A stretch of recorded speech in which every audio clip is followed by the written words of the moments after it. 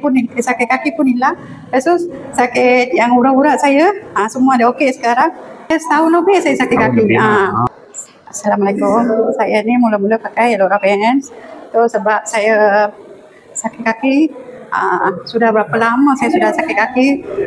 Lepas tu saya tengok dalam TikTok saya tengok-tengok, lepas tu ada orang saya kenal dia. Lepas tu dia bagi saya ni. Saya daripada dia lah saya ambil ni.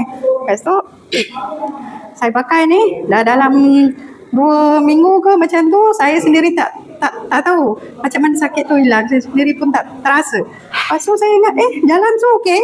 Lepas tu okey lah, saya pun okey lah, cuba saya pakai. Lepas tu sekarang saya okey, Alhamdulillah. Hilang saya punya sakit kaki pun hilang.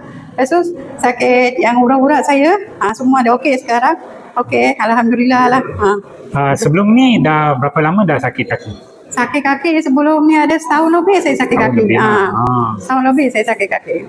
So maknanya lepas pakai Aurora Pants lebih kurang 2 minggu lah. 2 minggu saya dapat rasa dia punya okey. Dulu toilet semua saya susah. Sekarang tak ada apa-apa okey. I see. Okey, ada apa-apa pesanan tak pada orang di luar sana yang masih ragu-ragu pasal Aurora Pants? Kalau dekat luar sana, bila kita dah pakai baru tahu dapat rasa yang macam mana. Bila kita dah rasa pakai tu baru tahu rasa macam mana.